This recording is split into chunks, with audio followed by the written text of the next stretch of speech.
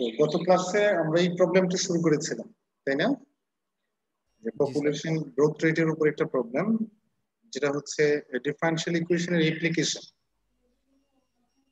এবং একটা পর্যায়ে এসে লোডশেডিং এর কারণে ক্লাসটা কন্টিনিউ করা যায়নি। জি স্যার। তো যাই হোক, আমি জাস্ট একটু শুরুর থেকে, হয়তো খুব আলোচনা না করলে শুরু থেকেই করছি, হ্যাঁ, কারণ হয়তো মাঝখানে শেষ হয়েছে, তো ওইখান থেকে শুরু করলে হয়তো বুঝতে একটু সমস্যা হতে পারে। তো আমাদের এই একটা কোশ্চেন, যে কোন একটা সিটির পপুলেশন যদি এক্স হয়, বলা হচ্ছিল যে সেই এক্স পপুলেশন এই লজিস্টিক লটা স্যাটিসফাই করে। Logistic law means this is the equation of the rate of change of population. এটা হচ্ছে রেট অফ চেঞ্জ অফ পপুলেশনের ইকুয়েশনটা ছিল এমন, এখানে টিটা হচ্ছে মেজার করা হচ্ছে ইন ইয়ার্স, এন্ড আরেকটা কন্ডিশন দেওয়া আছে যে given that the population of the city is 1 lakh in 1980। 1980 সালে সেই সিটির পপুলেশন ছিল 1 lakh. Determine the population as a function of time.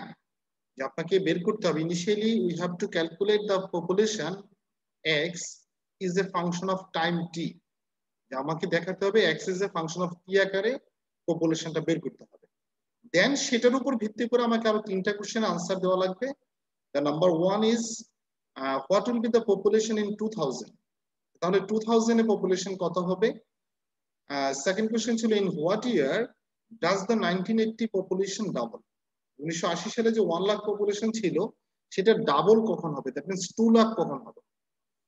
The last question is how large will be the population ultimately be? ওই city মানে population সর্বোচ্চ কত হতে পারে? যদি টাইম টি যদি আমরা ইনফিনিটিও চিন্তা করি, যে ম্যাক্সিমাম কত হতে পারে পপুলেশন। তাহলে আমার এখানে মূলত চারটা জিনিস বের করতে হবে। তবে চারটার মধ্যে লাস্ট যে তিনটা কোশ্চেন, সেটা ডিপেন্ড করবে হচ্ছে কিসের উপরে? The population as a function of time. সেটা যদি বের করতে পারি, তাহলে সেটার উপর ভিত্তি করে আমরা বাকিগুলো বের করতে পারবো। জাস্ট মিনিট, একটা ফোন আসছে, একটু কথা বলতে হবে।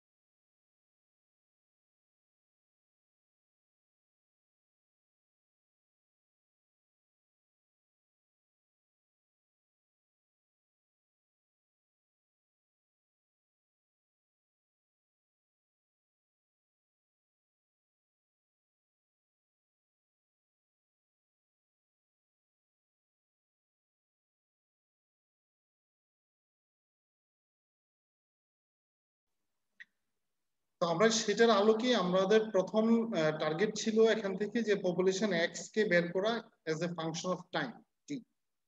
সেজন্য আমরা প্রথমে লজিস্টিক ইকুয়েশন যে লটা ছিল সেটাকে লিখেছি, কারণ এটা আমার গিভেন। অ্যাজ ওয়েল এস এখানে গিভেন ছিল হচ্ছে 1980 তে পপুলেশন হচ্ছে 1 লাখ। সেজন্য আমরা বলছিলাম যে x equals to 1 lakh means 10 to the পাওয়ার 5। কখন? যখন টাইম 1980। এই হচ্ছে আমার দুইটা জিনিস দেওয়া আছে। This is initial value problem. So now we have to solve this initial value problem. Then automatically we will find the population x is a function of time. Okay. So এটাকে যদি একটু আমরা রিরাইট করি, যেমন dx by dt যেটা ছিল, dx by dt K 1 by 100 মানে 10 to the power minus 2 into x minus 1 by 10 to the power 8 যে কথা 10 to the power minus 8 একই কথা। So x square just রয়ে গেল।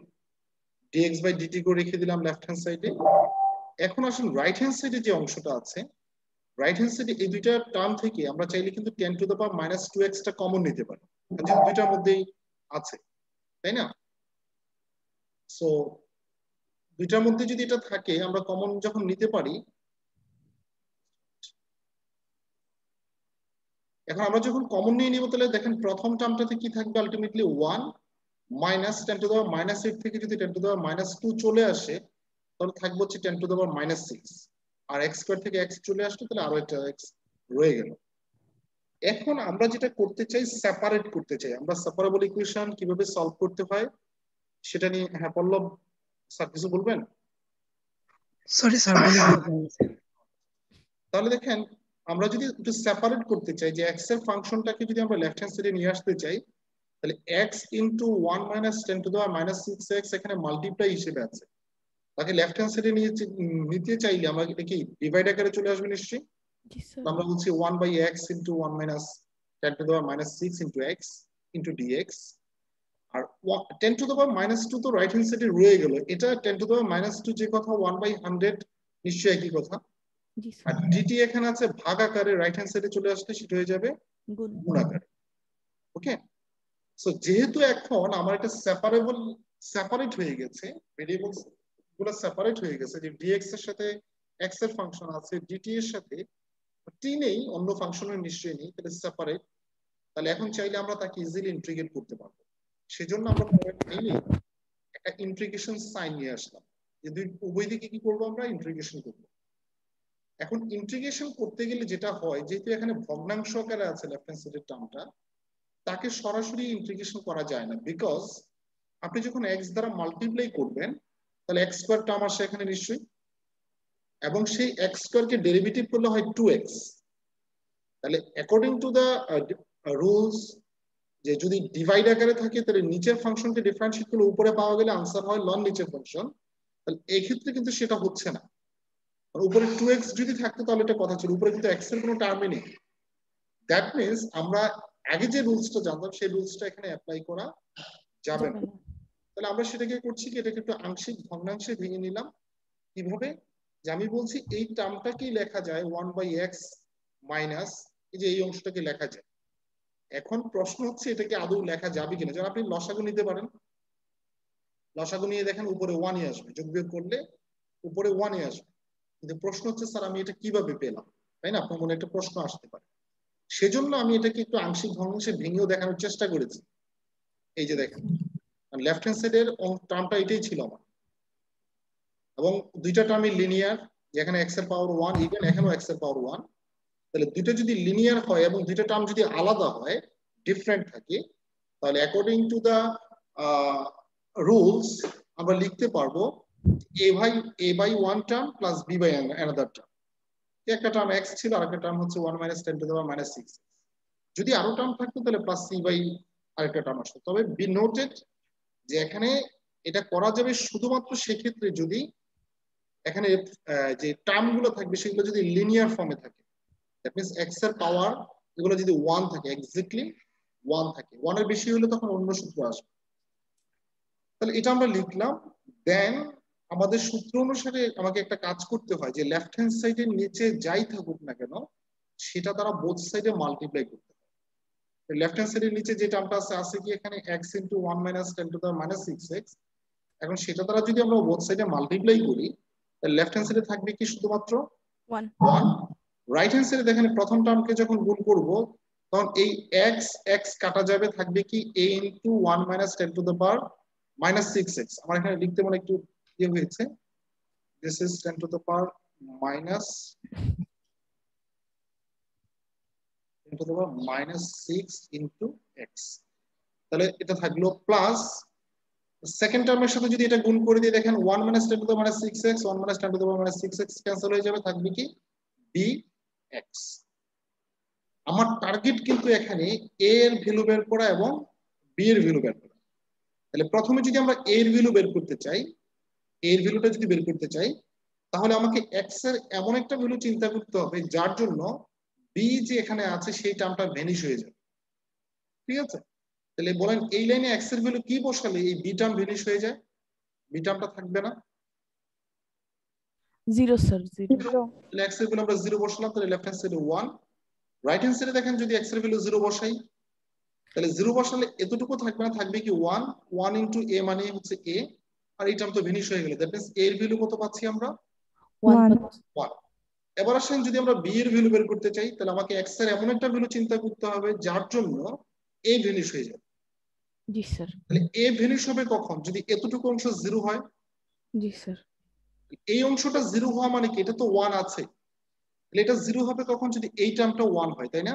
এই দুইটার মাল্টিপ্লিকেশন যদি 1 হয়, তাহলে x এর ভ্যালু কি বসালে 10 to the power minus 10 to the power 10 to the power 10 to 6, the power 6 sir, ওখানে হ্যাঁ, -6 আছে তাহলে স্যার। 10 to the power 6 যদি বসাই এখানে x এর জায়গাতে, তাহলে 10 to the power -6 into 10 to the power 6 মানে 10 to the power 0 which equals to 1 1 minus 1 1 মানে minus 1 equal to 0. Left hand সাইডে থাকবে কি 1 থাকলো ইকুয়াল b, x এর জায়গাতে 10 to the power 6 বসান, তাহলে b equals to পাচ্ছি হচ্ছে আমরা 10 to the power minus 6. 10 to the power, ও স্যার ঠিক আছে ঠিক আছে। তাহলে আলটিমেটলি আমি এটা কিন্তু আমি রাফে দেখাচ্ছিলাম তাই না? জি স্যার। তাহলে আমরা আসলে লিখতে পাচ্ছি কি মূলত যে 1/x into 1 minus 10 to the power -6 into x which equals to a by x ছিল, এর ভ্যালু পেয়েছি আমরা 1, তাহলে 1/x X plus b by 1 minus 10 to the power -6 ছিল না? X. জি স্যার। এখন দেখেন তো এটাকে রিরাইট করা যাবে কিনা, এভাবে লিখলে কারো আপত্তি আছে কিনা দেখেন, কোনো আপত্তি আছে কি? কিন্তু স্যার এই এভাবে minus লেখার plus দরকার কি? যে প্লাসকে ভেঙে মাইনাস ইনটু মাইনাস লেখা যাবে না? যাবে স্যার। আচ্ছা এটা কেন লিখলাম, কারণ ওই যে নিচের টার্মকে ডিফারেন্সিয়েট করলে আমার উপরেরটা পেতে হয়, সেজন্য আগে থেকে একটা মাইনাস ও আচ্ছা স্যার, ফেলে রাখি, ঠিক আছে? বুঝছি। সেজন্যই দেখেন আমরা কিন্তু এটাই ভেঙে লিখেছিলাম, এই দেখেন আমি এটাই ভেঙেছিলাম কিন্তু এই যে এই লাইন থেকে, যে এই লাইনটা থেকে এই লাইন কিন্তু দেখেন এটা পেয়েছি না আমরা আংশিক ভগ্নাংশে ভেঙে, এটা সমান তো এটাই পেলাম আংশিক ভগ্নাংশে ভেঙে নাকি? জি স্যার। তাহলে এখন আমরা চাইলে ইন্টিগ্রেট করতে পারবো। তো আমি একটু রেড কালারের অংশটা একটু ইরেজ করে ফেলছি,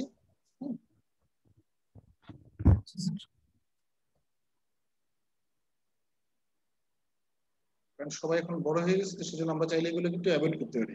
আর এগুলো মুখে ছোট ছোট প্রবলেম গুলোর ক্ষেত্রে যেহেতু দুইটা টার্ম, এগুলো মুখে মুখে অনেক সময় ক্যালকুলেশন করা যায়, মানে জাস্ট একটু চিন্তা করে রাফে চিন্তা করেই করা যায়। যদি বড় প্রবলেম হয় সেটা অন্য হিসাব, যে স্যার এভাবে করাটা টাফ।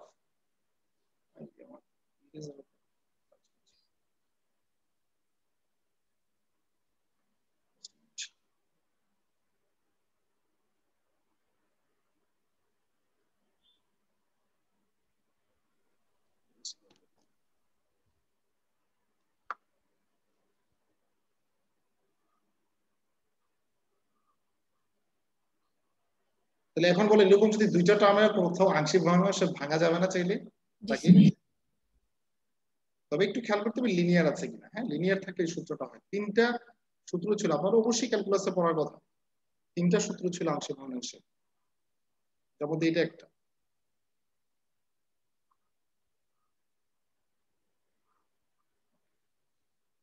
নাও এখন ইন্টিগ্রেশন করলে মোটামুটি একটা পর্যায়ে আসবে। এখন এখন বলে ইন্টিগ্রেশন অফ 1/x সমান কত? ln x x মাইনাস নিচের ফাংশন আছে কত 1 minus 10 to the power -6x, তাকে ডিফারেন্সিয়েট করলে x এর রেসপেক্টে যদি ডিফারেন্সিয়েট করি আমরা, তাহলে কি -10 to the power -6 আসে কিনা? জি স্যার, তাহলে নিচেরটাকে ডিফারেন্সিয়েট করলে উপরে পাওয়া যায়, পাওয়া যাবে। তাহলে আনসার হওয়া উচিত কি ln নিচের ফাংশন, তাই না? জি স্যার। ইকুয়াল 1/100 কনস্ট্যান্ট, একটা 1 নিশ্চয়ই এখানে মনে মনে আছে, 1 কে t এর রেসপেক্টে ইন্টিগ্রেট করলে কি হয়? t sir. t হয়, তাহলে t ইনটু 1/100 তাকে কি আমি চাইলে t/100 লিখতে পারবো? Yes sir. একটা কনস্ট্যান্ট, আমরা সেই কনস্ট্যান্টটাকে বলছি c নট, প্লাস ইন্টিগ্রেশন একটা কনস্ট্যান্ট আসবে, সেই কনস্ট্যান্টটাকে বলছি আমরা c নট। স্যার আবার বলেন লাইনটা, মানে এই অংশটা হচ্ছে ম্যাডাম এরকম অনেকটা, না স্যার শুধু রাইট অংশটা বললেই হবে। হ্যাঁ রাইটের কথা বলছি। 1/100 কে কনস্ট্যান্ট হিসেবে রেখে দিতে পারবো জি স্যার। এটাকে, তাহলে এখানে একটা 1 আছে কিনা মনে মনে, হ্যাঁ। মাল্টিপ্লাই, আমরা জানি 1 ইজ দ্য মাল্টিপ্লিকেটিভ আইডেন্টিটি, তাহলে সেই 1 কে t এর রেসপেক্টে ইন্টিগ্রেট করলে কি t হয় না? জি স্যার। তাহলে 1/100 ইনটু t যে কথা, t/100 এক কথা না?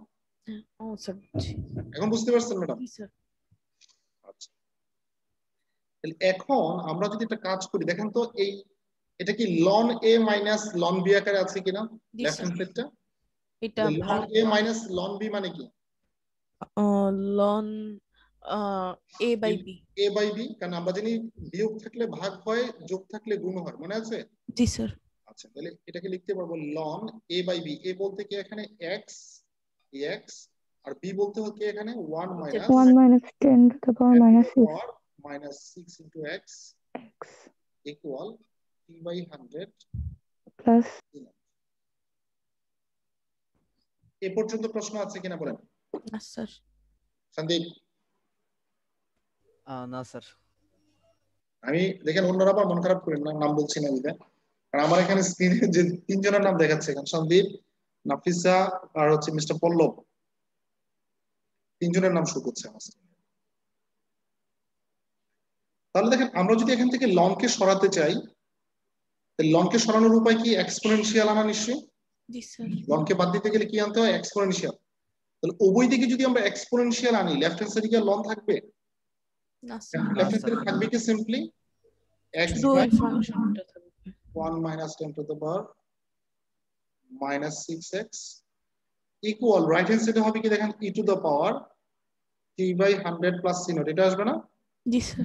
আচ্ছা,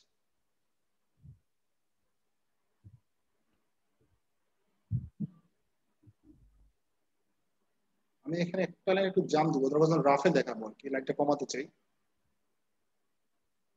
দেখেন তো এটা কিভাবে লেখা যাবে কিনা, আর এই অংশটাকে ভেঙে, হ্যাঁ, এই যে রাইট হ্যান্ড সাইডটাকে এরকম লেখা যাবে কিনা দেখেন তো, t by 100 into এরকম লেখা যাবে,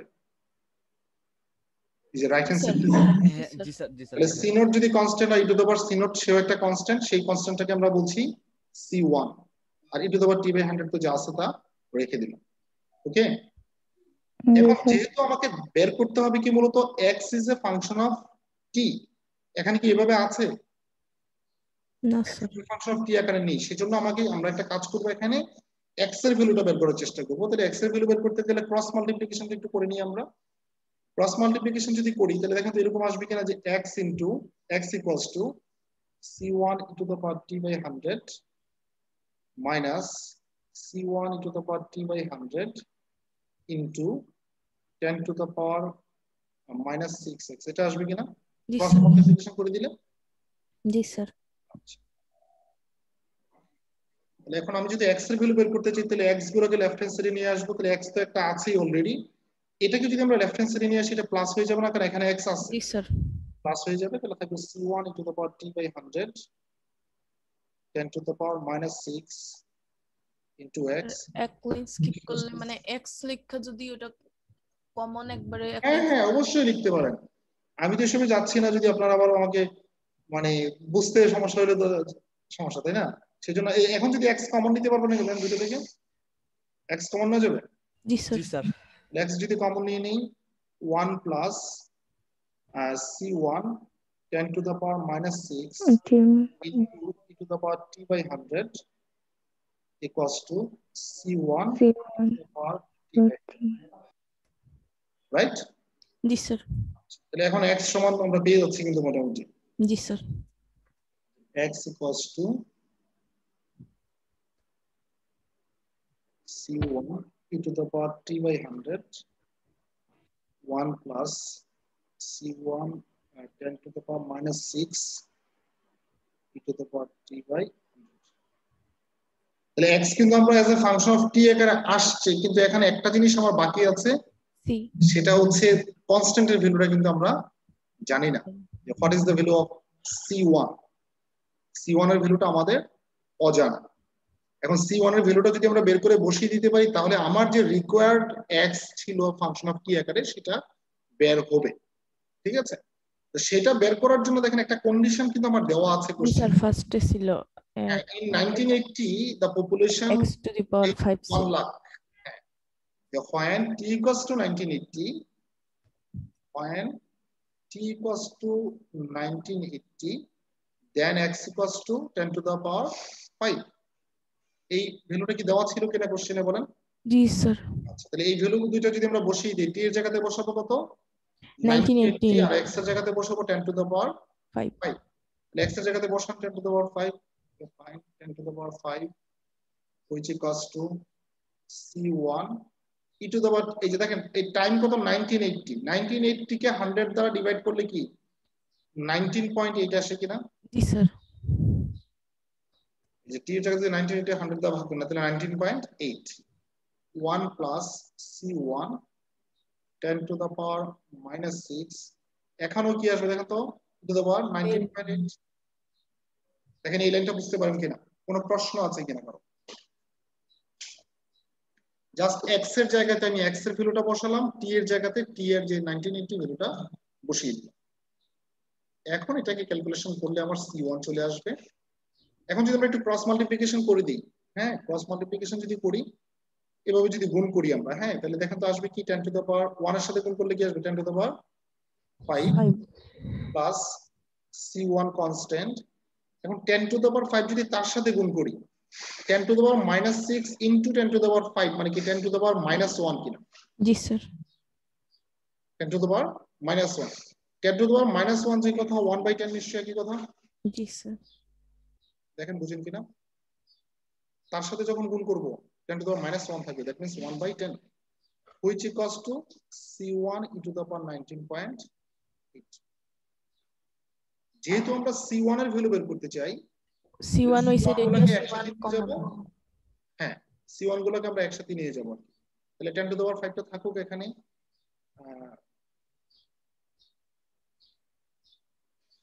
তাহলে দেখেন এই পুরো টার্মটাকে রাইট হ্যান্ড সাইডে নিলে কি মাইনাস হবে না এই জি টার্মটাকে? স্যার এবং দুইটার মধ্যে কমন আছে কি দেখেন তো, C1 e to the power 19.8 common আছে কিনা দুইটার মধ্যে? জি স্যার যদি আমরা কমন নিয়ে নিই, C1 e to the power 19.8 যদি কমন নেই, তাহলে এখানে থাকলো কি 1 মাইনাস, আর এখানে থাকবে কি 1/10। এটা থাকবে কিনা বলেন তো? জি স্যার একটা লাইন একটু আমি দিয়ে বলছি। স্যার ই টু দি পাওয়ার 19 রেখে দিলে সমস্যা কি ছিল, মানে শুধু সি কমন নিলে? তাহলে e to the power 19.8 দুইটার মধ্যে রেখে লাভটা কি সেটা বলেন, যেটা কমন নিতে পারি। ও আচ্ছা ঠিক আছে। যেটা সামনে নিয়ে আসাতে সেটা ভিতরে রেখে কি কোনো লাভ আছে? না না ক্যালকুলেশন তাহলে একসাথে করা যেত। না স্যার ঠিক আছে।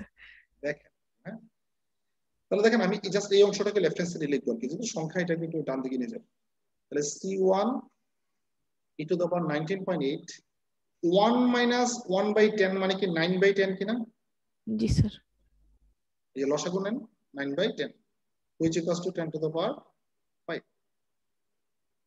তাহলে দেখেন তো C1 সমান কি এটা লিখতে পারবো কিনা চাইলে আমরা, আমি জাস্ট একটু বিয়ে করে লিখছি যে 10 1/9 10 to the power 6 e to the power minus 19.8 লেখা যাবে কিনা? জি স্যার কিভাবে লিখলাম দেখেন, C1 তো রেখে দিলাম, দ্যাট মিন্স এই টার্মগুলো ডান দিকে চলে যাবে, রাইট? জি স্যার সে যদি এই যে 10 ডান দিকে গেলে কি গুণ আকারে যাবে কিনা?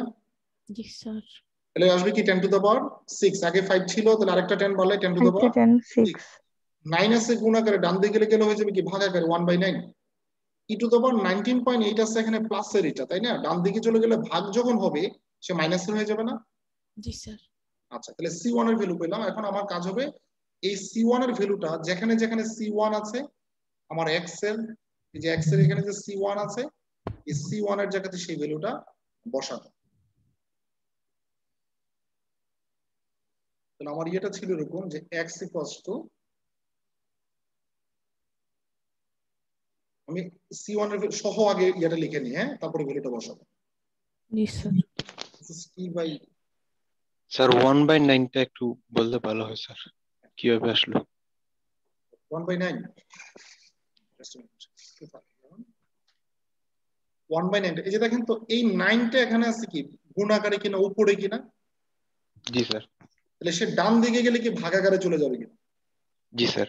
সাইড তাহলে কি এখানে 9টা তখন কি 1/9 হবে না? ও স্যার বুঝতে পারছি স্যার। এখন বুঝছেন? জি স্যার। তাহলে দেখেন আমার x টা আমি পেয়েছিলাম এইভাবে যে C1 ইনটু t/100, আর এখানে মনে ছিল 1 প্লাস C1 10 টু দ্য পাওয়ার কত ছিল এটা?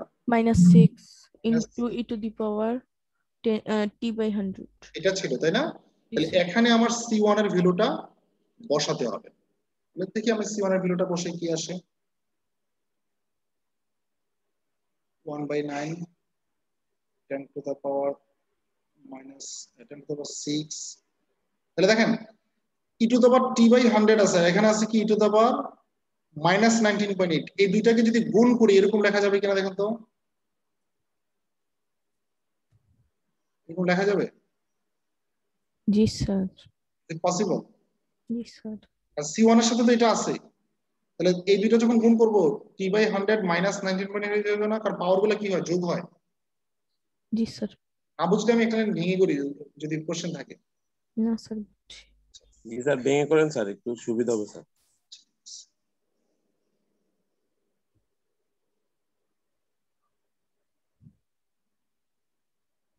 তাহলে C1 এর ভ্যালুটাকে বসাই নিই আমরা, সাথে গুণ আছে T/1 প্লাস 1/9 10⁶, তারপর হচ্ছে 10⁶ T/100, সরি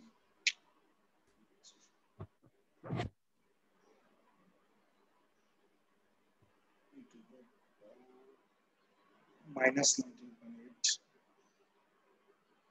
C1 এর ভ্যালু বসালাম, তাহলে বাকি যেটা আছে সেটা থেকে যাবে।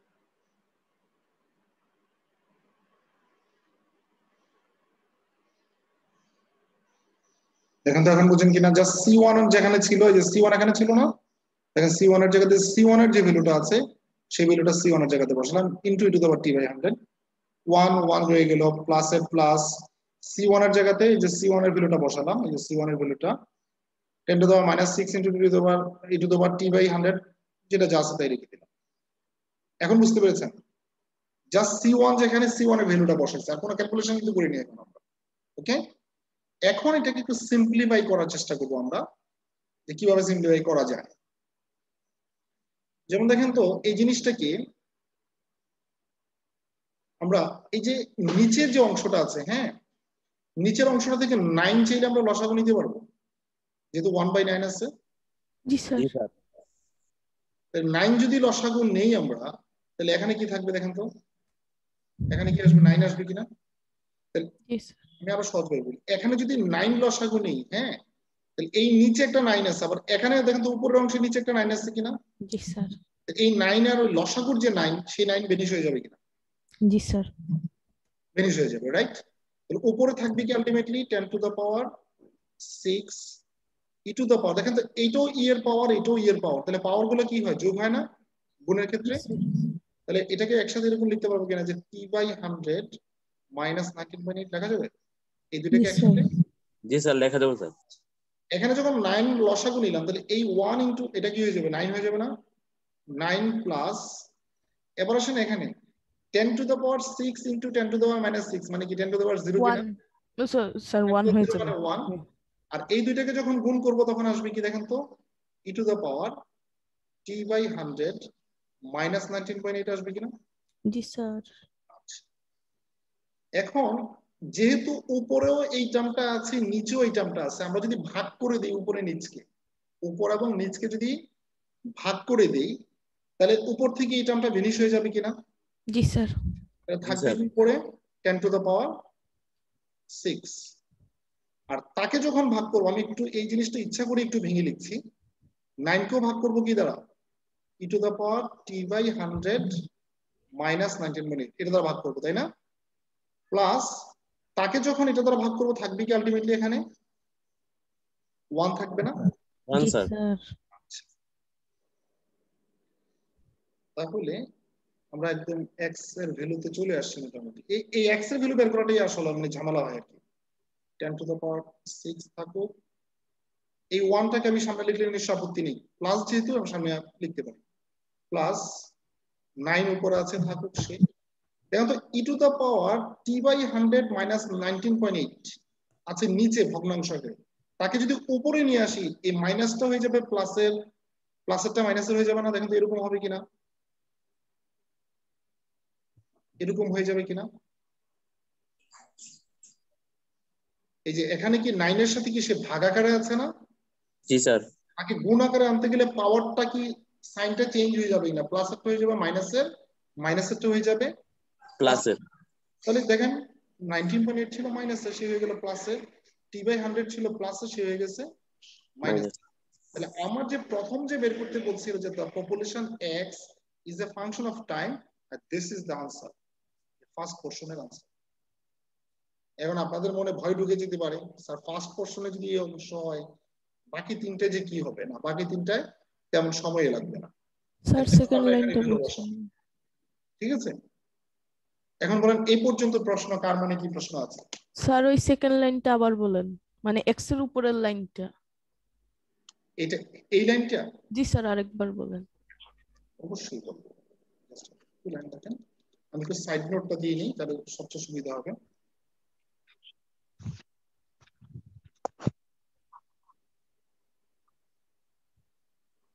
Dividing the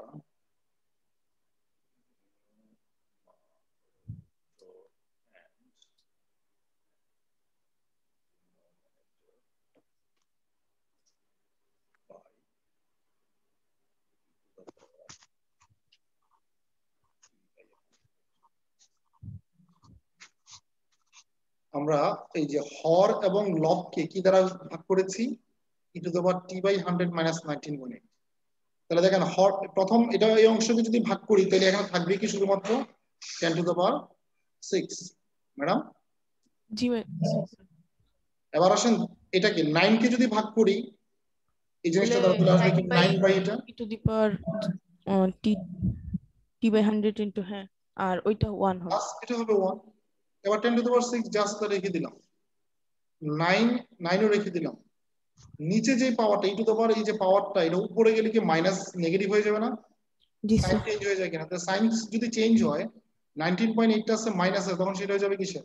প্লাস প্লাসের। আর প্লাসের হয়ে যাবে মাইনাস। মাইনাস। 1টা ছিল পরে, আমি সেটাকে সামনে লিখলাম, এটা তো কোনো সমস্যা না। This is not a big deal sir বুঝছি এবার। Because we know that a plus b which equals to b plus a। Okay, জি স্যার। এখন যে বাকি যে তিনটা কন্ডিশন ছিল সেই তিনটা কন্ডিশনের লাগে ভ্যালুগুলো বের করব। ফার্স্ট কন্ডিশন আপনার দেওয়া ছিল ফাইন t equals to 2000, বলছে 2000 সালে জনসংখ্যা কত হবে বলা আছে না একটা কোশ্চেন? জি স্যার। তাহলে when t equals to 2000 তাহলে x সমান আমরা বের করব, এই তো? জি স্যার। তাহলে এখানে যেখানে t আছে সেখানে কত বসাবো আমরা? 2000। 2000। হ্যাঁ, তাহলে 10 to the power 6 1 plus 9 e to the power, দেখেন t এর জায়গায় যদি 2000 বসান, 2000 কে 100 দ্বারা ভাগ করলে কত আসে? 20 না? স্যার জি স্যার। 19.8 minus 20 কত আসে? 1.2 স্যার। right? minus 0.2 0.2 19.8 না? জি স্যার। 19.8 minus 20 মানে কি? minus 0.2 না? জি স্যার। আবার ক্যালকুলেটর চাপেন না, দেখেন না কত আসে। ক্যালকুলেটর কার কাছে আছে? এটা ক্যালকুলেটরের কাজ। e to the power minus 0.2 এর ভ্যালু কত?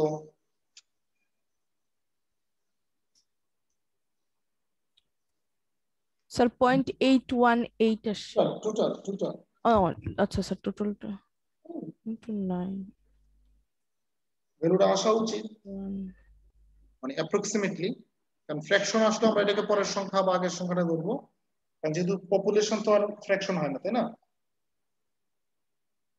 ক্যালকুলেটর যারা চাচ্ছেন দেখেন আমারটার সাথে মিলি কিনা, which is about 1,19,495। 94.63। হ্যাঁ 90.63, যেহেতু ফ্র্যাকশন হয় না পরের সংখ্যাটাকেই আমরা ধরছি, দ্যাট মিন্স 95 ধরছি। জি স্যার হইছে। দেখেন যদি 1980 তে 1 লাখ হয় তাহলে 2000 সালে এসে জনসংখ্যা হবে বাড়ছে কত? 19,495 জন, তাই না? জি sir. This is the question 1। And question 2 তে বলা হচ্ছে 1980 এর পপুলেশন ডাবল কখন হবে? দ্যাট মিন্স x দেওয়া আছে কি x ইকুয়ালস টু 2 লাখ। 1 লাখের ডাবল কি 2 লাখ না? জি স্যার। দ্যাট মিন্স এটা দেওয়া আছে x, আমাকে বের করতে হবে কি t বের করতে হবে, এই তো? তাহলে এই সূত্র যেটা আছে সেখানে x এর জায়গাতে কত বসাবো? 2 into 10 to the power 5, তাহলে অটোমেটিক্যালি কিসের ভ্যালু পেয়ে যাবো আমরা? t এর ভ্যালু পেয়ে যাবো। জি স্যার। এখানে বসিয়ে দিই আমরা, তাহলে এখানে নিশ্চয়ই লিখতে পারবো এরকম যে 2 into 10 to the power 5 which equals to 10 to the power 6 1 plus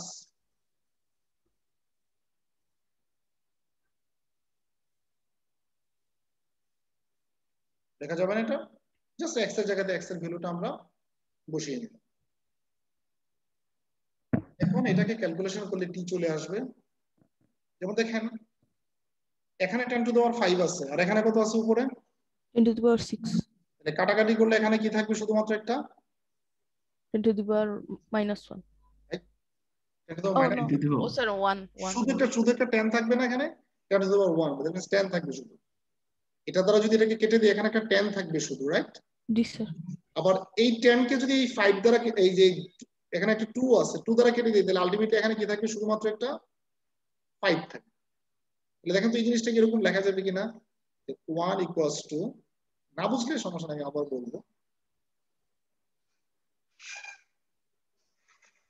এটা লিখতে পারবো কিনা Yes sir. 10 to the power 5 R 10 to the power 6 কাটলে একটা 10 থাকে এখানে আবার এই 2 দ্বারাও যদি এখানে 10 কে কেটে দিই তাহলে এখানে কি থাকবে শুধুমাত্র একটা 5 তাহলে আলটিমেটলি লেফট হ্যান্ড সাইডে তো রইল কি শুধুমাত্র 1 রাইট হ্যান্ড সাইডে রইল 5 বাই দিস বুঝতে পেরেছেন কি Yes sir. এবার যদি আমরা ক্রস মাল্টিপ্লিকেশন করে দিই তাহলে 1 plus 9 into 10 to the power 19.8 minus 3 by 100 which equals to 5 এখন 1 সাবট্রাক্ট করে দিলে ওইদিকে গেলে কত থাকবে 4 থাকবে না Yes sir. আচ্ছা এই করি বাকিরা হয়তো দুই একজন বুঝে যান একবারই বাকিদের বুঝতে সমস্যা হয়ে যায় তাহলে এখানে কি থাকবে 4 5 এই যে 1 টা দিকে গেলে মাইনাস তাহলে 5 minus 1 means 4 তাহলে e to the power 19.8 minus t by 100 which equals to লেখা যাবে কি 4 by 9 লেখা যাবে Yes sir. 9 এর দিকে চলে আসলো ভাগ এখন দেখেন লন কে সরাতে গেলে আমরা কি আনি এক্সপোনেনশিয়াল তাহলে এক্সপোনেনশিয়াল কে সরাতে গেলে কি আনতে হবে লন নিশ্চয়ই Yes sir. উল্টা তো রিভার্স তাহলে আমরা যদি উভয় দিকে লন নিয়ে নিই তাহলে এই লন ই সমান এখানে যদি লন নেন এখানে লন নেন লন ই মানে হচ্ছে 1 লন ই মিন্স 1. 1 তাহলে রইল কি লেফট হ্যান্ড সাইডে শুধু 19.8 19.8 মাইনাস t. t by 100 আর এখানে হচ্ছে লন 4 by 9 ক্যালকুলেটর চাপেন তো লন 4 by 9 সমান কত Sir, -0.8109. 812 ধরা যায় -0.812. Just minute minus point 812. 812 আচ্ছা আমি 81 এ করছি হ্যাঁ Yes sir.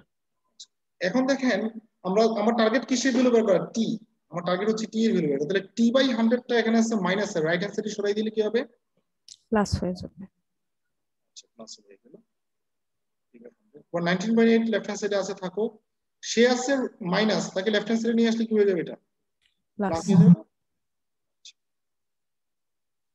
টি বাই 100 এখন দেখেন তো 19.8 প্লাস 0.81 মানে কি 20.61 কিনা জি স্যার তাহলে টি সমান দেখেন তো 2061 সাল পাওয়া যায় কিনা জি স্যার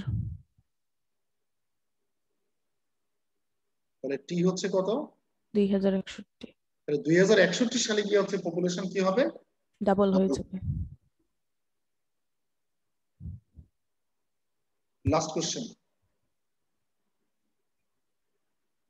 কোশ্চেন আমি জাস্ট লাস্ট কোশ্চেনটা লেখার আগে আমি এক্সটা একটু লিখে রাখি আমার এক্সটা ছিল 10 to the power 6 1 plus 9 into e to the power 19.8 minus t by 100 না জি স্যার তাহলে দেখুন লাস্ট কোশ্চেনটাতে বলা আছে কি ম্যাক্সিমাম কত হবে না আলটিমেটলি বি সর্বোচ্চ কত হতে পারে তাহলে সর্বোচ্চটা শেষ কোথায় তো আমি জানি না এতটুকু জানি যদি টাইম ইনফিনিটি মানে কি এটা অনেক রেঞ্জ বড় রেঞ্জ তাই না টাইম যদি ইনফিনিটি তাহলে হয় t ইকুয়ালস টু ইনফিনিটি তাহলে দেখেন এখানে t এর জায়গাতে কি বসাবো আমরা ইনফিনিটি বসাবো তাহলে তাহলে এদিকে এটা 0 হয়ে যাবে 10 to the power 6 1 plus 9 into দেখেন t এর জায়গাতে যদি ইনফিনিটি বসাই ইনফিনিটি কে 100 দ্বারা ভাগ করলে কোনো কিছু যায় আসে না স্যার তাহলে এটা কি থাকে মাইনাস ইনফিনিটি তাই না জি স্যার তাহলে মাইনাস ইনফিনিটির সাথে 19.8 যোগ করলে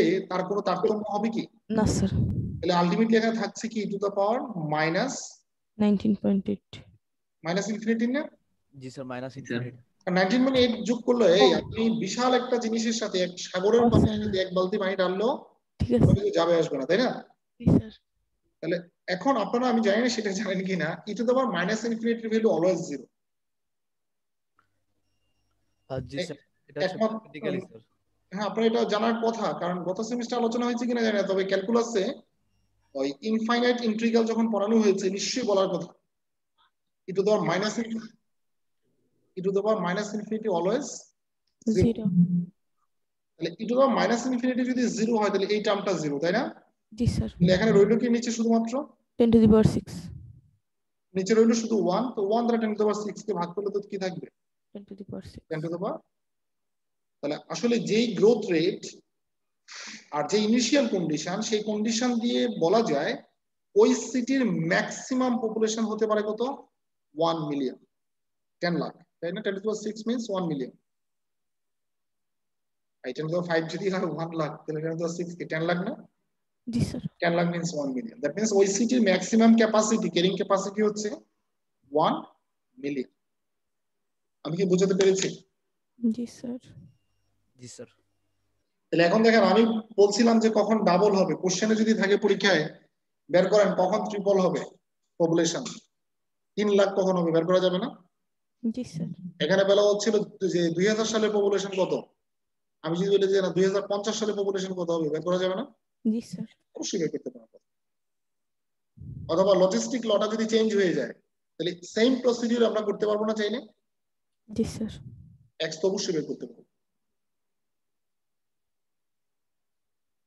এখন বলেন এই প্রবলেম এটা খুব বড় একটা প্রবলেম, কোনো কোশ্চেন থাকলে আমাকে বলতে পারেন যদি কোনো প্রপার কোশ্চেন থাকে। আছে কি? না sir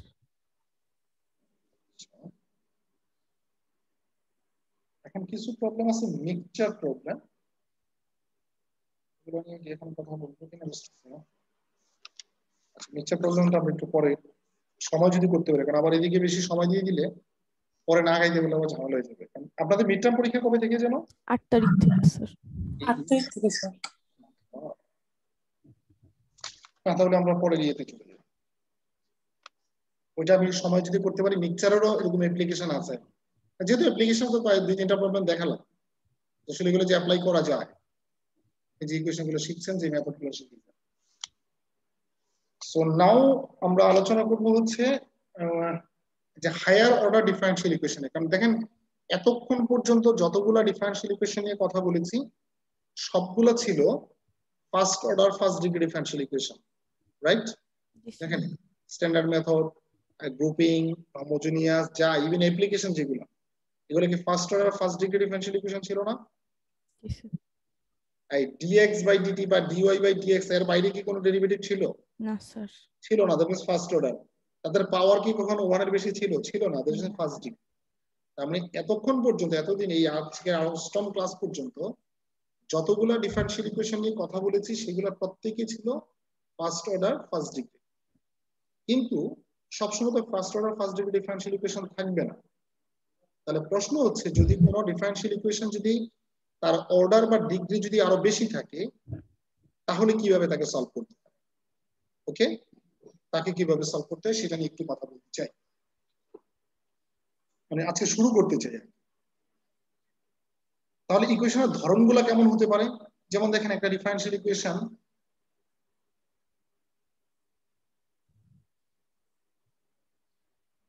higher order differential equation,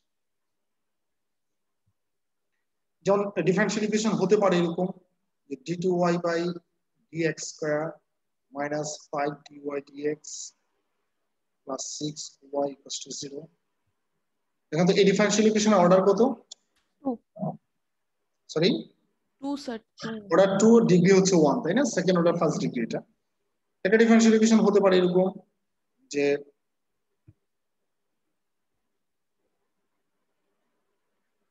এটাও নিশ্চয়ই একটা কি ডিফারেনশিয়াল ইকুয়েশন না এটা? জি স্যার আর y double prime means second derivative, y double prime means second second derivative, derivative এইটাও একটা সেকেন্ড অর্ডার ডিফারেনশিয়াল ইকুয়েশন। জি স্যার এখান থেকে একটা সিদ্ধান্ত, আমি দেখেন দুইটা ইকুয়েশন দুই ধরনের লিখেছি, যে একটা ডান দিকে 0 আর একটা ডান দিকে ফাংশন আছে x এর ফাংশন, তাই না? জি স্যার এটা হচ্ছে general equation of higher order. Higher অর্ডারের জেনারেল ইকুয়েশন হচ্ছে এরকম ধরনের থাকবে যে রাইট হ্যান্ড সাইডে x এর টার্ম থাকতে পারে। আর এই যে প্রথম যে অংশটা, এই যে প্রথম যে ইকুয়েশনটা, যদি কোনো ডিফারেনশিয়াল ইকুয়েশনে হায়ার অর্ডারের ক্ষেত্রে যদি আলাদা কোনো x এর ফাংশন না থাকে যেমন দেখেন d2y by dx স্কয়ার আছে 5dy dx plus 6y equals to 0। That means y আছে অথবা তার ডেরিভেটিভ টার্মগুলো আছে, তাই না? y অথবা জি তার স্যার। ডেরিভেটিভ, আর অন্য কোনো ফাংশন কি আছে এখানে আছে? না। নাই। তাহলে এটাকে বলা হয় হায়ার অর্ডারের ক্ষেত্রে this is homogeneous equation. Homogeneous higher অর্ডারের ক্ষেত্রে এটা হচ্ছে হোমোজেনিয়াস। যদি কোনো একটা ইকুয়েশনে শুধুমাত্র y অথবা তার ডেরিভেটিভ টার্মগুলাই শুধু যদি কন্টেইন করে, তাহলে সেই ইকুয়েশনটা হায়ার অর্ডারের ক্ষেত্রে তাকে বলা হবে হোমোজেনিয়াস। ওকে, এবং এই যে ইকুয়েশনটাকে বলছি তাকেও ভাঙা যায়। যেমন এই ইকুয়েশনটাকে এখান থেকে চাইলে কেউ হোমোজেনিয়াস পার্টকে আলাদা করতে পারবে। যেমন দেখেন তো এই ইকুয়েশনটাকে কেউ যদি এভাবে পিক করে, তাহলে এটা কি হোমোজেনিয়াস পার্ট হবে না এই ইকুয়েশনের জন্য? যেমন এই ধরনের ইকুয়েশন যদি থাকে তাকে সলভ করার টেকনিক এক ধরনের, আর যদি এরকম ফর্মে থাকে তাকে সলভ করার টেকনিক আরেক ধরনের। যদি সরাসরি হোমোজেনিয়াস থাকে তাহলে তাকে সলভ করতে একটা টেকনিক অ্যাপ্লাই করতে হয়, আর যদি হোমোজেনিয়াস না থাকে, নন হোমোজেনিয়াস আকারে যদি থাকে, তাকে সলভ করার টেকনিক অন্য ধরনের। আর হোমোজেনিয়াস ইকুয়েশনকে সলভ করলে যে সলিউশন পাওয়া যায় এটাকে তাকে বলা হয় কমপ্লিমেন্টারি সলিউশন। কমপ্লিমেন্টারি সলিউশন, যাকে ডিনোট করা হয় YC দ্বারা। কি দ্বারা ডিনোট করা হবে? YC। YC means complementary solution. তাহলে হোমোজেনিয়াসকে সলভ করলে অলওয়েজ আমরা কি পাবো? YC পাবো। YC। স্যার সিটা কি নিচের দিকে লিখছেন? হ্যাঁ, C হচ্ছে অ্যাজ এ সাফিক্স। আচ্ছা। সাফিক্স হিসেবে থাকবে সেটা, কমপ্লিমেন্টারি সলিউশন। তো আমরা একটু আমাদের প্রথম দিকে একটু জানার চেষ্টা থাকবে যে কমপ্লিমেন্টারি সলিউশন কিভাবে বের করতে হয়। বিকজ আপনি যদি কমপ্লিমেন্টারি সলিউশন না বের করতে যদি জানেন, তাহলে নন হোমোজেনিয়াস ইকুয়েশন আপনি সলভ করতে পারবেন না। কারণ নন হোমোজেনিয়াস ইকুয়েশনের ক্ষেত্রেও আমরা প্রথমে কমপ্লিমেন্টারি সলিউশন বের করব, দেন আরেকটা সলিউশন আছে সেটাকে বলা হয় পার্টিকুলার সলিউশন, যাকে YP দ্বারা ডিনোট করা হয়, সেটা বের করব। তবে YP is always depends on YC। YP টা কার উপর নির্ভর করবে? সবসময় YC এর উপর ডিপেন্ড করবে। তাহলে দ্যাট মিন্স কমপ্লিমেন্টারি সলিউশন না জানলে আপনি পার্টিকুলার সলিউশন বের করতে পারবেন না। এক হচ্ছে হোমোজেনিয়াস এর জন্য তো আপনাকে YC জানতেই হবে, নন হোমোজেনিয়াস এর ক্ষেত্রেও আপনাকে YC বের করা জানতে হবে। বিকজ পার্টিকুলার সলিউশনটা অলওয়েজ ডিপেন্ড করবে কার উপরে? কমপ্লিমেন্টারি সলিউশনের উপরে। ওকে, তাহলে আমরা একটু আজকে জানার চেষ্টা করবো, যে সময়টা আছে এই সময়ের মধ্যে শেষ করতে না পারি শুরু করছি, যে চেষ্টা করব কিভাবে কমপ্লিমেন্টারি সলিউশন বের করতে হয়। ওকে স্যার যদি কিছু মনে না করেন একটা কথা বলি স্যার। হ্যাঁ, স্যার আবার যদি স্যার মানে রিপিট করতে স্যার কমপ্লিমেন্টারি সলিউশনটা স্যার। কমপ্লিমেন্টারি সলিউশন হচ্ছে যদি কোনো একটা higher order differential equation D এর ফাংশনটা স্যার, ডি যে বললেন স্যার, ওয়াই এর ফাংশনটা স্যার, এটা একটু সরি বুঝিনি। স্যার ওয়াই এর কথা বললেন না স্যার, এটা হ্যাঁ। যদি আর বলতে স্যার। আচ্ছা আমি বলছি, শুরু করছি। যদি কোনো ডিফারেনশিয়াল ইকুয়েশন হায়ার অর্ডারের ক্ষেত্রে যদি কোনো ডিফারেনশিয়াল ইকুয়েশন শুধুমাত্র y এবং তার ডেরিভেটিভ টার্মগুলো কন্টেইন করে, তাহলে সেই ডিফারেনশিয়াল ইকুয়েশনটাকে বলা হয় হোমোজেনিয়াস ইকুয়েশন। তাহলে দেখেন এই ইকুয়েশনটাতে y এবং তার ডেরিভেটিভ টার্ম ছাড়া অন্য কোনো ফাংশন কি আছে? না স্যার। তাহলে এটা কি ধরনের ইকুয়েশন? হোমোজেনিয়াস। আর হোমোজেনিয়াস ইকুয়েশনকে সলভ করলে যে সলিউশন পাওয়া যায় সেটাকে বলা হয় কমপ্লিমেন্টারি সলিউশন। হোমোজেনিয়াসকে সলভ করলে কোন ধরনের সলিউশন পাওয়া যায়? Complementary solution. আর কমপ্লিমেন্টারি সলিউশনকে ডিনোট করা হয় YC এর মাধ্যমে। কমপ্লিমেন্টারি সলিউশনকে ডিনোট করা হবে কিসের মাধ্যমে? প্রকাশ করা হয় YC এর মাধ্যমে। তাহলে দ্যাট মিন্স কি হোমোজেনিয়াসকে সলভ করলে আমরা কি পাবো সব সময়? YC। আর নন হোমোজেনিয়াস যদি হয়, যেমন দেখেন এটা কিন্তু নন হোমোজেনিয়াস, বিকজ এখানে y আছে এবং তার ডেরিভেটিভ আছে। y আছে সাথে তার ডেরিভেটিভ আছে। তাহলে y এবং তার ডেরিভেটিভ যদি থেকে থাকে এবং তার সাথে কি আছে? একটা ডিগ্রি অন্য ফাংশন আছে, that means this is non homogeneous. আর নন হোমোজেনিয়াস কে সলভ করলে পাওয়া যায় হচ্ছে পার্টিকুলার সলিউশন। তাকে কি বলা হয়? তাকে সলভ করলে পাবো হচ্ছে পার্টিকুলার সলিউশন। পার্টিকুলার সলিউশনকে ডিনোট করা হয় YP এর মাধ্যমে। এবং আমি বলছি যে হোমোজিনিয়াস কে সলভ করলে তো ওয়াইসি পাবোই, আমাকে শিখতেই হবে। শুধু তার জন্য শিখতে হবে তা না, নন হোমোজিনিয়াস এর ক্ষেত্রে ওয়াইসি জানতে হবে এজন্য কারণ ওয়াইপিটা অলওয়েজ ডিপেন্ড করবে কার উপরে, ওয়াইসি। ওয়াইসি এর উপরে। তাহলে ওয়াইসি যদি আপনি বের করতে না জানেন তাহলে ওয়াইপি কি বের করা সম্ভব হবে? তাহলে না স্যার। সম্ভব হবে না। দ্যাট মিন্স ওয়াইসি যেহেতু বাধ্যতামূলক ওয়াইপি এর জন্য, তাহলে এট ফার্স্ট ওয়াইসিটা আমাদেরকে ভালো করে শিখতে হবে। এটা হোমোজিনিয়াস এর ক্ষেত্র as well as non homogeneous এর জন্য। আমি এই কথাটাই বলেছিলাম। এখন বলেন প্রশ্ন আছে কি? না স্যার, এখন ক্লিয়ার স্যার। স্যার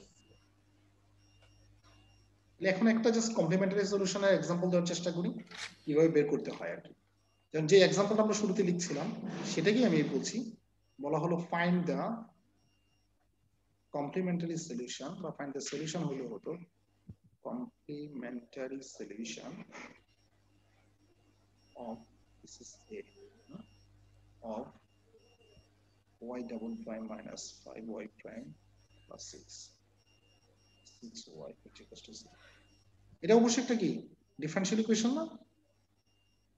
দেখেন আবার d2y 9 দেখে বলেন না যে differential equation. y double prime means কি?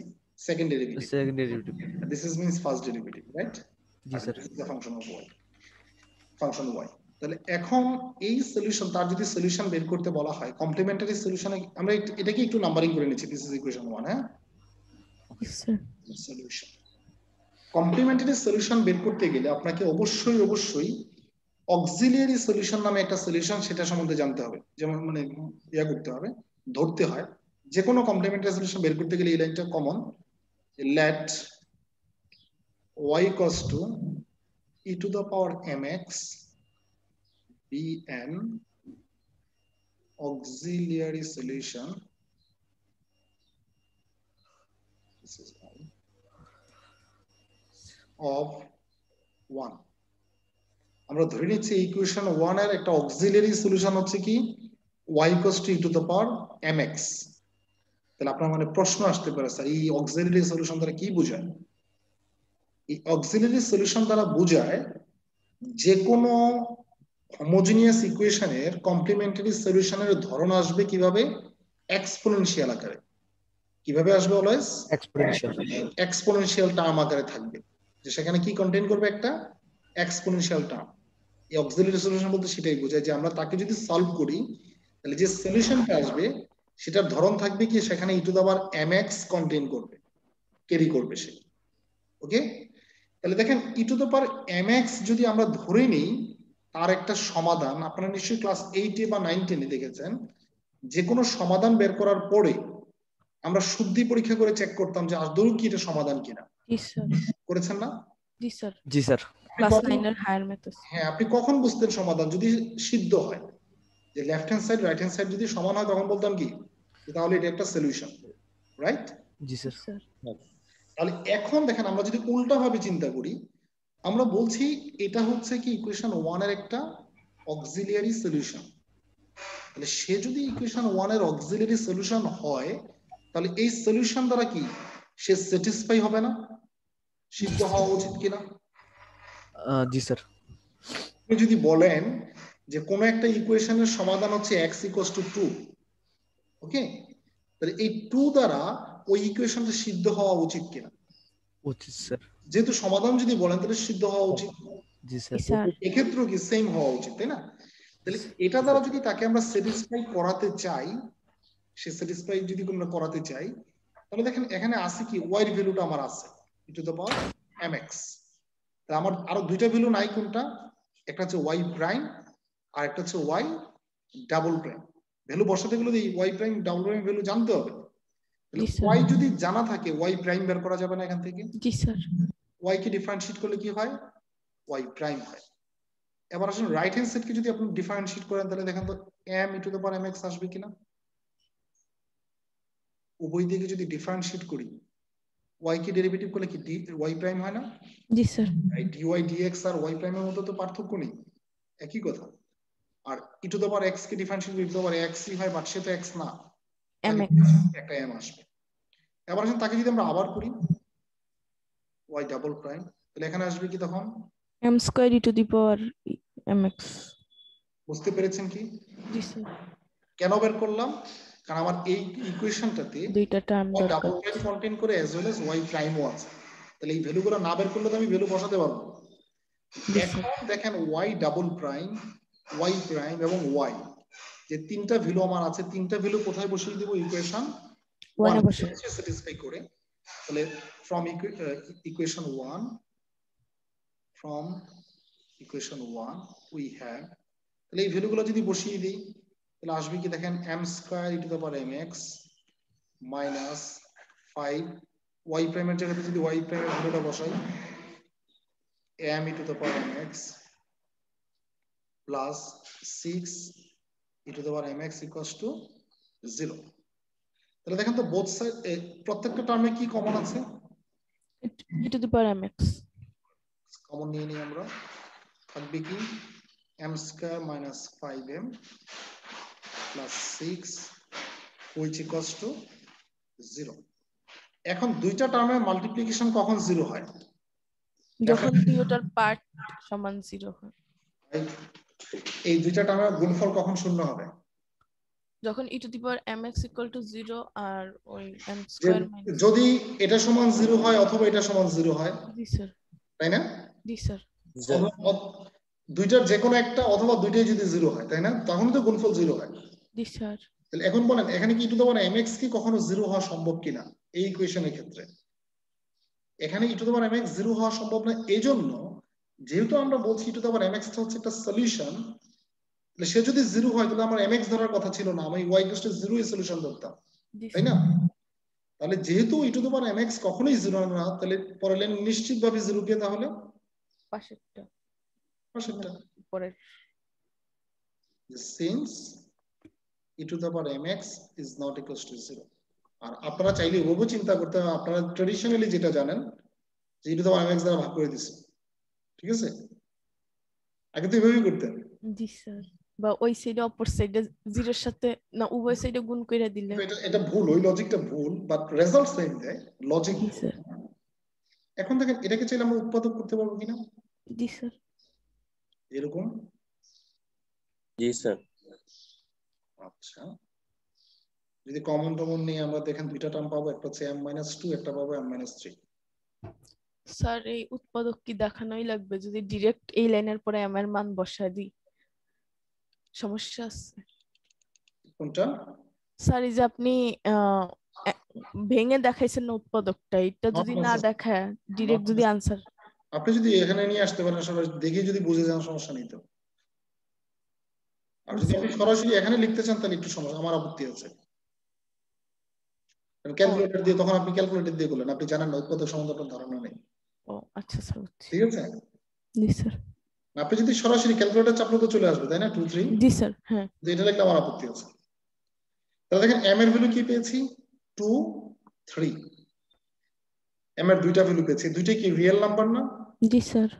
এবং দুইটা কি ইকুয়াল না ডিফারেন্ট? ডিফারেন্ট। ডিফারেন্ট। এবং কমপ্লিমেন্টারি সলিউশন m এর ভ্যালুর উপর ডিপেন্ড করেই কমপ্লিমেন্টারি সলিউশন হবে। এই সূত্র, এই তিনটা সূত্র নিয়ে কথা বলবো, বলে এটার আনসারটা লিখবো। আমি একটু খালি রাখছি এই জায়গাটা, হ্যাঁ? জি স্যার। প্রথমে তিনটা সূত্র নিয়ে একটু কথা বলতে চাই। আমি এই সূত্রগুলোকে যদি এগুলো থাকবে তারপর একটু আমি রেড কালারে লিখছি এখানে। If the values of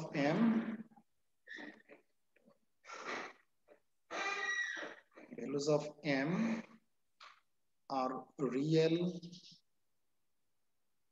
and different,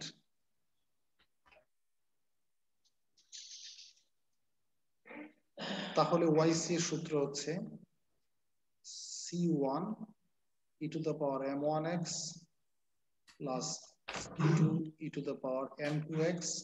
m এর ভ্যালু যদি দুইটা থাকে, যদি আরো থাকে যে রিয়েল এবং ডিফারেন্ট, তাহলে আসবে কি plus c3 e to the power m3x। Okay?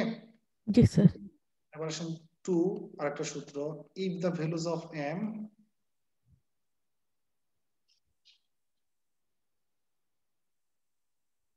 are real and equal, যে দুইটাই রিয়েল বা তিনটাই রিয়েল আবার তিনটা সমান সেম ভ্যালুই দিচ্ছে, তাহলে সেই ক্ষেত্রে YC বের করার সূত্র হচ্ছে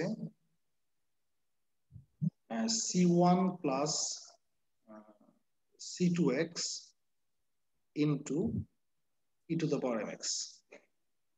কারণ m এর ভ্যালু যদি সেম তাহলে m এর জায়গাতে জাস্ট ভ্যালুটা বসে যাবে।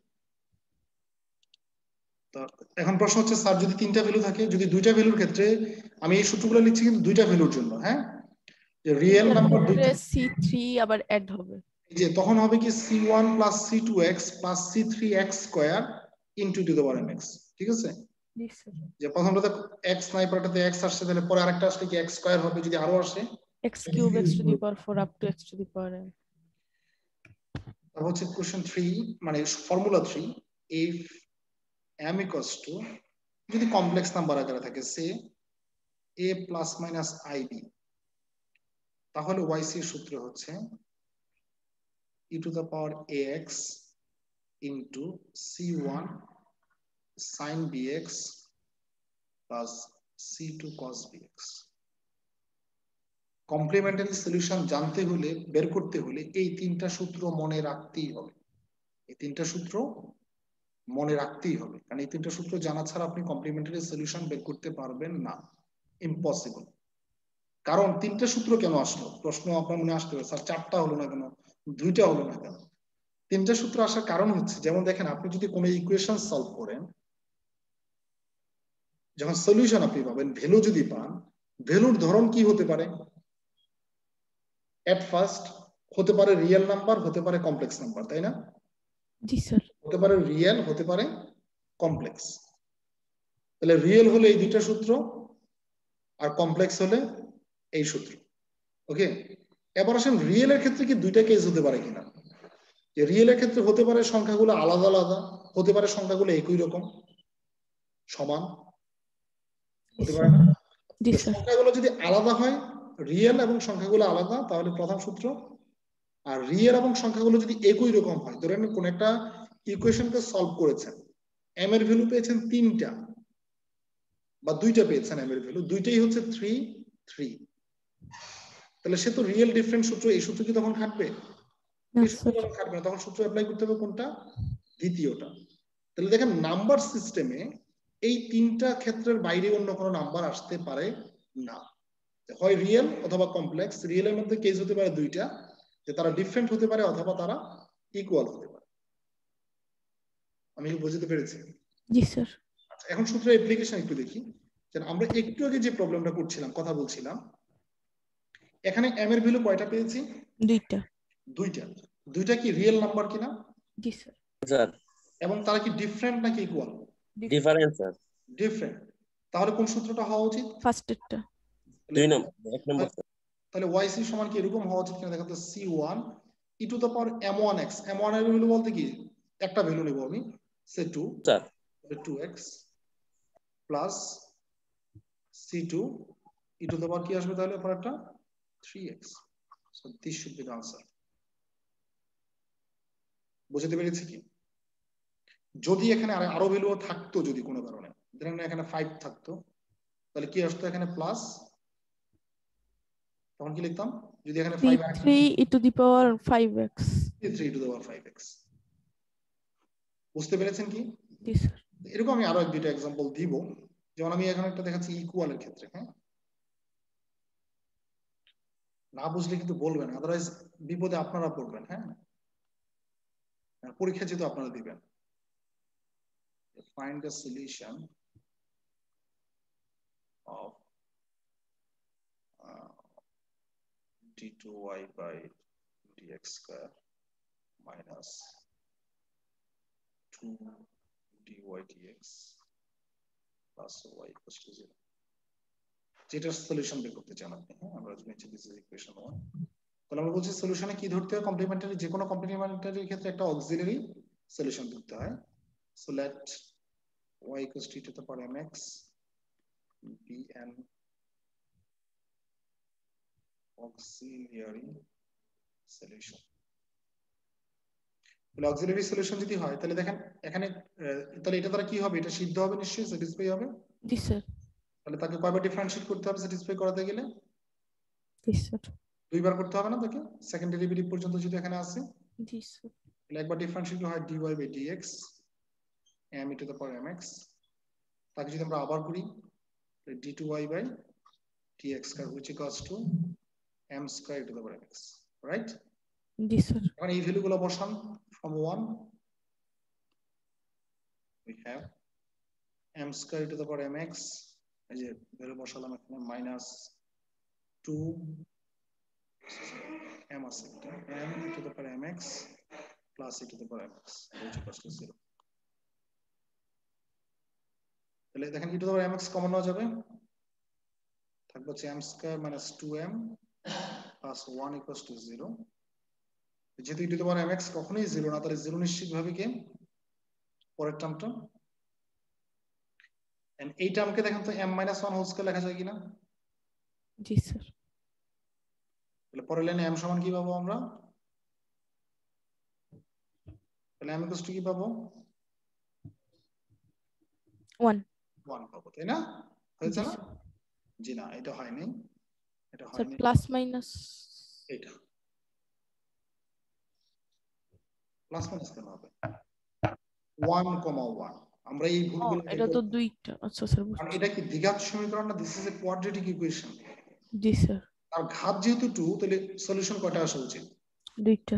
হ্যাঁ, দুইটা সেম হতে পারে, কিন্তু ভ্যালু কয়টা আসবে? একটা। হবে একটা। ও সরি স্যার, ভ্যালু দুইটা মানে দুইটা সেম হবে, সমস্যা হ্যাঁ নেই, কিন্তু ভ্যালু আসবে দুইটা। তাহলে এখন বলেন তো এই সংখ্যাগুলো কি রিয়েল নাম্বার কিনা, জি স্যার। ইকুয়াল কিনা? জি স্যার। তাহলে কোন সূত্রটা অ্যাপ্লাই করতে পারা উচিত, মানে করা উচিত? সেকেন্ডটা। সেকেন্ডটা। তাহলে yc হবে তখন c1 plus c2x into e to the power mx। যদি m দুইটা সেম, তাহলে m এর ভ্যালু হচ্ছে 1, তাহলে 1 ইনটু x মানে কত? x। So this should be the answer. বুঝতে পেরেছেন কি? জি স্যার। এখন এই যে একটু প্যাচ লাগাচ্ছি এখন, হ্যাঁ জাস্ট এই প্যাচটা লাগিয়ে আজকে শেষ করে দেব, কমপ্লেক্সটা আগামী ক্লাসে দেখাবো। প্যাচটা হচ্ছে এরকম, এখন একটু অন্য কালার দিয়ে লিখি, হ্যাঁ স্পেশাল কেস লিখে দিই। যেমন কখনো কি এরকম আসতে পারে কিনা যে কোন একটা ইকুয়েশন যদি তার ঘাত ছিল 3, হ্যাঁ m এর ভ্যালু কি এরকম আসতে পারে না যে তিনটা ভ্যালুর মধ্যে এরকম আসতে পারে কিনা সমাধান করলে? জি স্যার। আসতেই পারে, সমাধান যদি করেন এরকম ভ্যালু আসতেই পারে। তাহলে এখন বলেন তার ক্ষেত্রে কোন সূত্র অ্যাপ্লাই হবে? স্যার এটা তো দুইটা।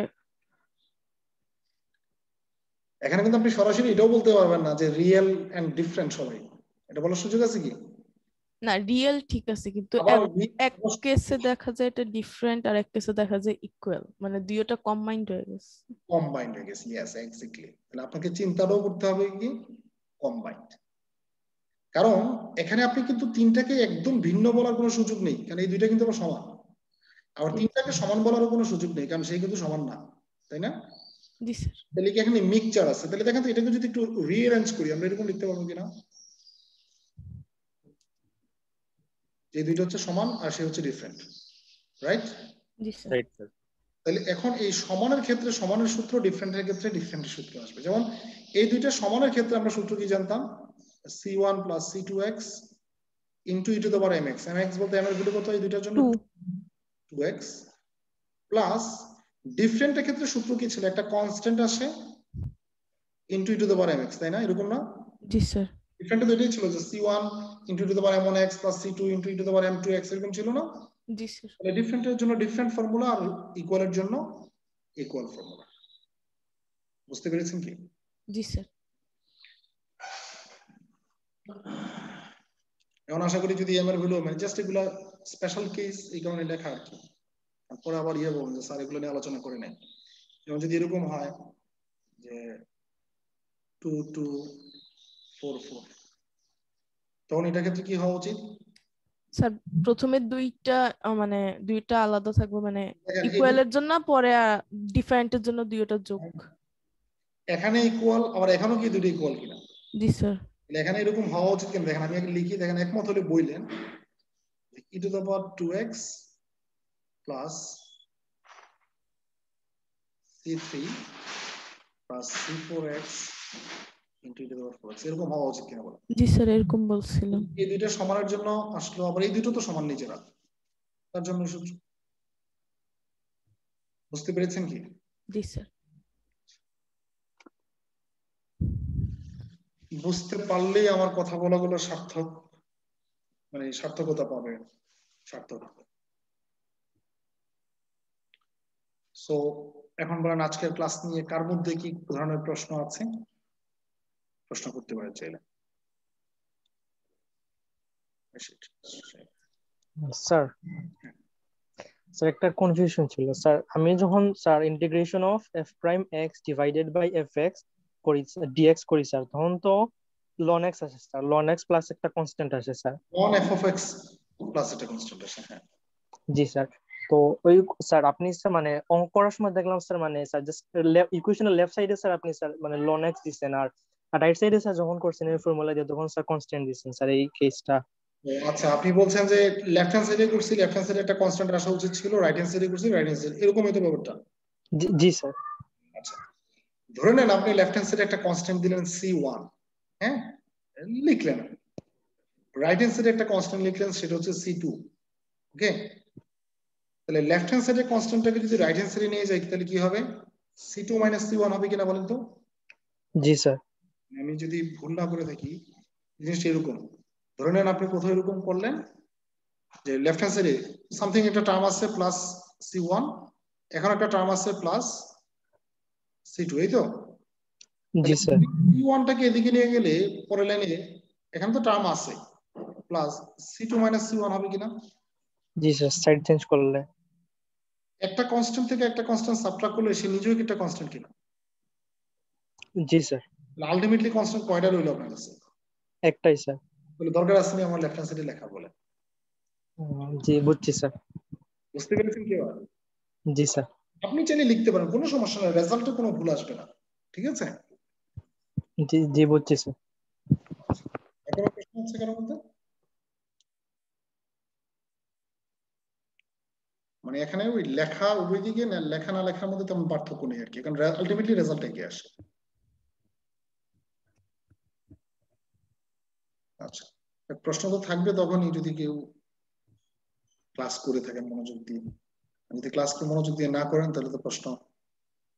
স্যার প্রিভিয়াস লেকচারের উপরে কিছু প্রশ্ন ছিল, এখন আজকে তো টাইম ওভার আর আমাদের নেক্সট ক্লাস আছে এখন।